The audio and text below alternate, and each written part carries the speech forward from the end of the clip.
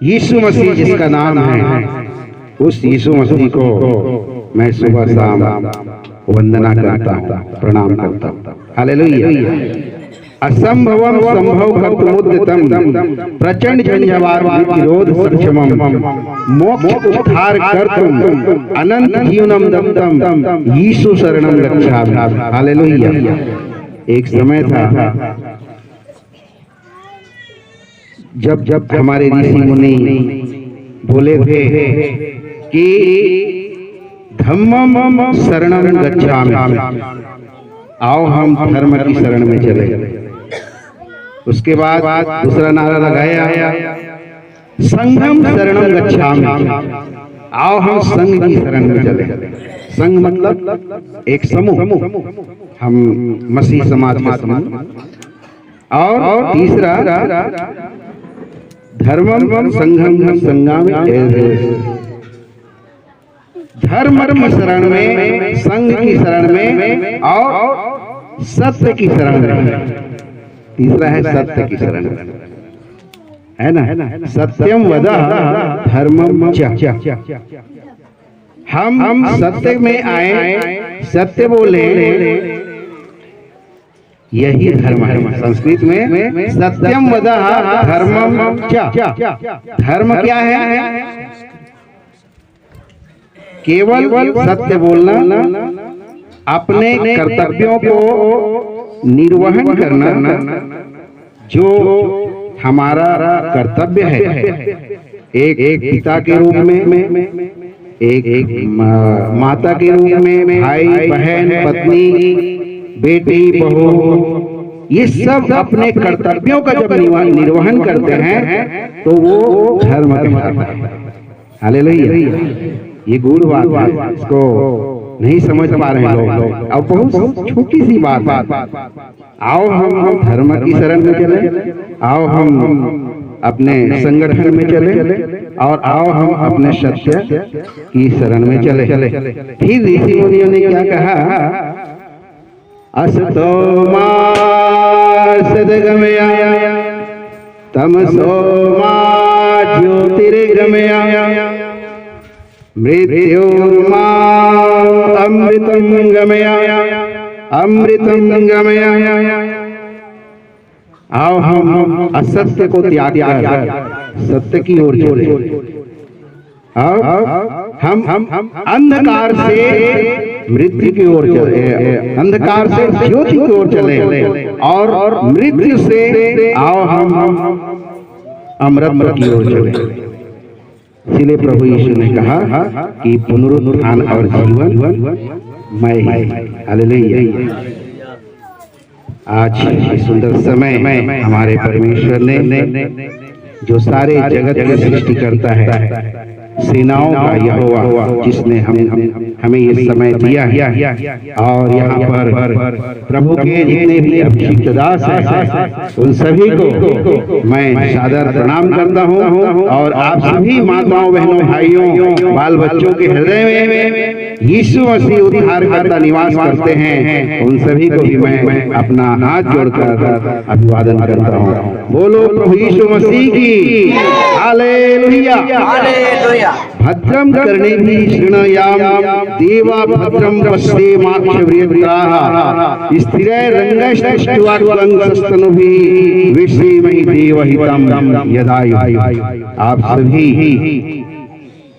मनुष्य के हित के लिए प्रार्थना करने वाले प्रार्थना योद्धा हैं। परमेश्वर ने पवित्र याजक, पवित्र प्रजा और पवित्र याजक, राजपदधारी याजकों का समाज आप लोग को ठहराया है। लोग कहते हैं ये क्रिश्चियन लोग, ये क्रिश्चियन लोग कृष्ण सुना रहे हैं। किसके लिए?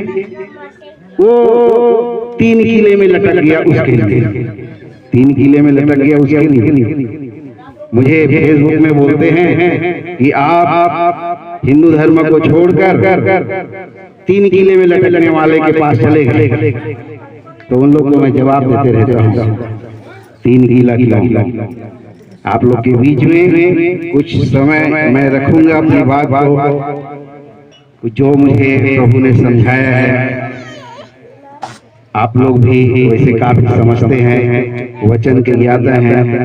और मैं तो ये मेरा 9वां जीवन में 9वां क्रिसमस है। 2015 23 जुलाई 2015 को मैं पहली बार चर्च में कदम रखा था। हताशा, निराशा, एक मरे हुए इंसान के रूप में। हालेलुया। कैसे चर्च में कैसे आते हैं लोग? किसी गांव के या शहर के धनाढ्य आदमी को बुलाओगे, आइए भैया चर्च में, वो आ जाएगा? आता है क्या?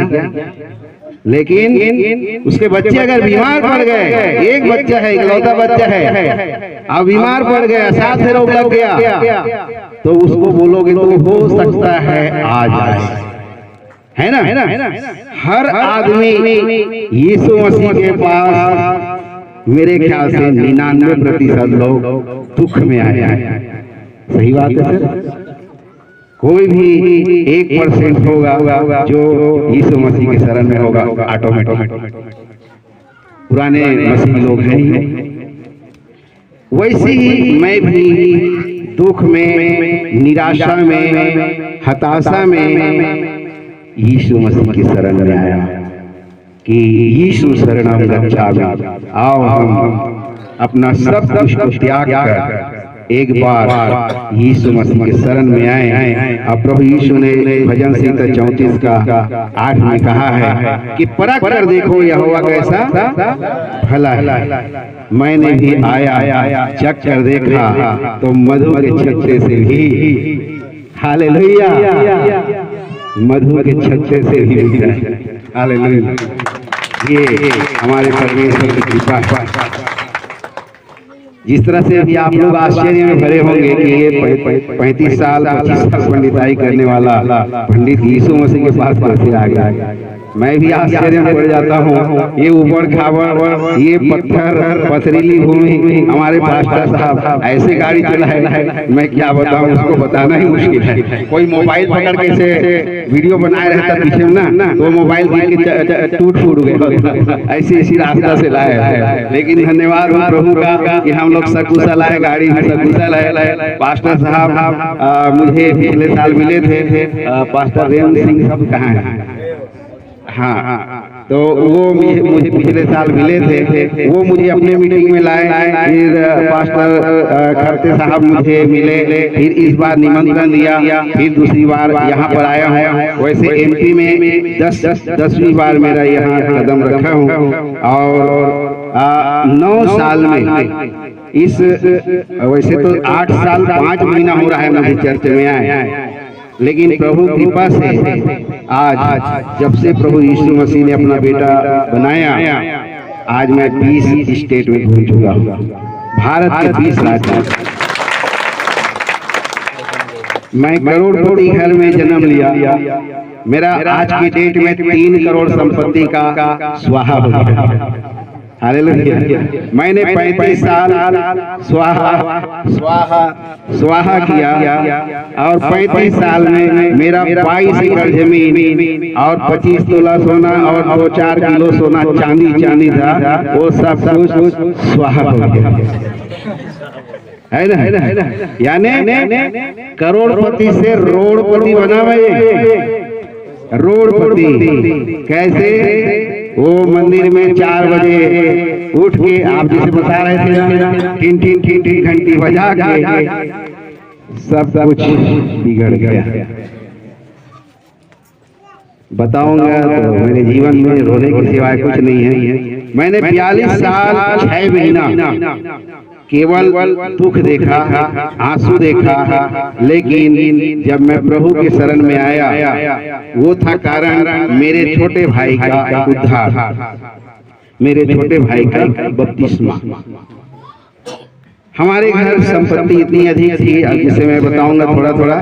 जैसे मेरे यहाँ 900 बोरा धान होता था, 2 ट्यूबवेल थी, 11 एकड़ की प्लाट में दोनों फसल हमारे हम लोग बोते थे।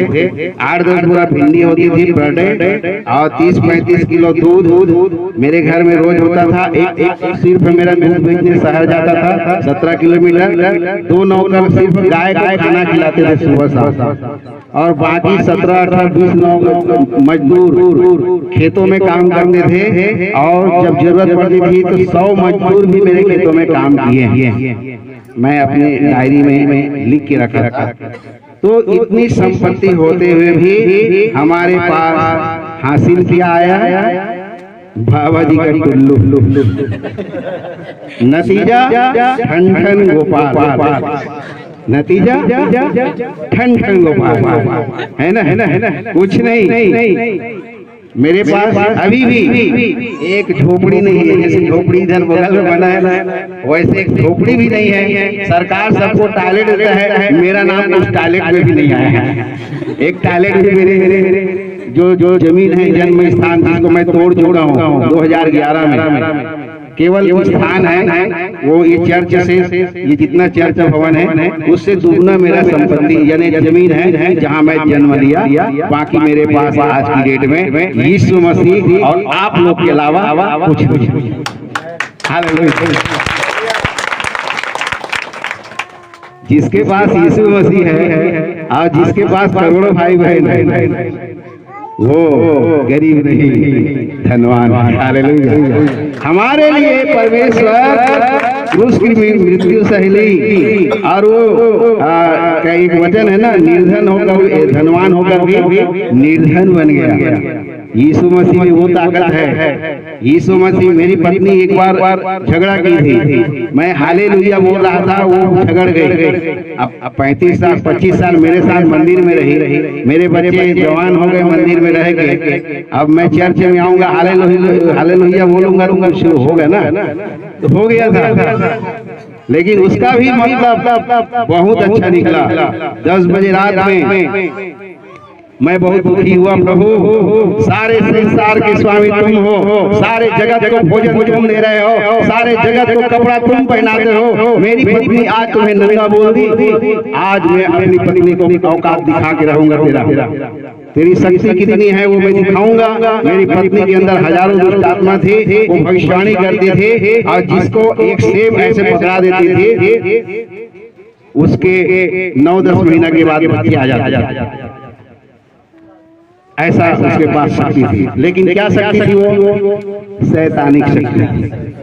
शैतान उसके अंदर में था। मैं उस समय नहीं समझता था। उस समय जैसे आप लोग के यहाँ भी होता होगा, वो पाल बिखेर के सोमवार गुरुवार को ऐसे ऐसे करके दरबार लगाते थे, भविष्यवाणी करते थे। तेरा क्या प्रॉब्लम है? अच्छा ये भभूति खा ले। तेरा क्या प्रॉब्लम है? माता जी मेरे बच्चे नहीं है। अच्छा ये सेब फल ले। 9 महीना के बाद एक लड़का लेकर साड़ी ले। मैं शुरू में देखा 1993-94 में, तो मैं बोला इससे शादी करूंगा तो मैं माला माल हो जाऊंगा, और शादी किया तो स्वाहा हो गया। हालेलुया। लेकिन कोई बात नहीं, हमें सच्चा परमेश्वर मिल गया। आज वो भी विश्वास है। मेरा सब कुछ पैक करने वाली, मेरा ब्रश, मेरा व्यंजन, मेरे लिए खाने का नाश्ता, सब कुछ मेरी पत्नी तैयार करेगी। ऐसी पत्नी मुझे मिली है। तो अब मैं विस्तार से कुछ बताना चाहूंगा। सारी संपत्ति के होते हुए कुछ नहीं बचा। मेरा छोटा भाई शराब पीने लगा। हमारे 25 गाय एक करके मर गए। आज हम लोग सुसमाचार सुनाते हैं, और लूका रचित सुसमाचार में एक बहुत ही अच्छा वो वचन आया है कि देखो मैं तुम्हें आनंद का सुसमाचार। और मैं ये फोन 2008-9 में जब मैं शक्तिपीठ गायत्री शक्तिपीठ का पुजारी था, तो जब मेरी माँ की फोन आती थी, फोन उठाता था। हाँ, हम लोग छत्तीसगढ़ में दाई बोलते हैं माता को। माँ को क्या बोलते हैं आप लोग इधर एमपी में? माँ बोलते हैं, आप लोग की भाषा में आया हम लोग दाई बोलते हैं। हाँ दाई क्या हुआ, क्या क्या समाचार है? तो अरे बेटा क्या बताऊं, गायत्री मर गई, सावित्री मर गई, ममता मर गई, लक्ष्मी मर गई, ये सब गाय का नाम है, सब गाय का नाम रखा है। और गाय के बछड़ों का सन्नी, बबलू और क्या क्या नाम है भूल गया। तो रोज फोन जब बजता था तो मैं कांपता था, अब कोई और मरा होगा। जब फोन बजता था तो मैं डर जाता था, अब क्या समाचार है। एक दिन फोन उठाया तो बोले 5 एकड़ जमीन का जो पैरा होता है, हम लोग धान की फसल लेते हैं और वो धान मिंजाई करने के बाद जो पैरा इकट्ठा रहता है, उसमें हमारे एक नौकर दिमाग थोड़ा पागल था, बीड़ी पी के स्वाहा कर दिया। मैं क्या बताऊं, ये बीड़ी सिगरेट दारू मेरे जीवन में मेरे आसपास मंडराते रहा है। मेरा भाई भी दारू पीने वाला बन गया। अब ये दारू के चक्कर को कैसे छुड़ाएंगे? अब दारू पी के मुझे मारता था, अरे मुझे एक बार नहीं 1000 बार मारे, और बड़ा भाई मार खा रहा, लेकिन आत्मा से एक आवाज आता था कि एक कोई न कोई ऐसा ईश्वर होगा जो इस सुधारेगा और वही तेरा भी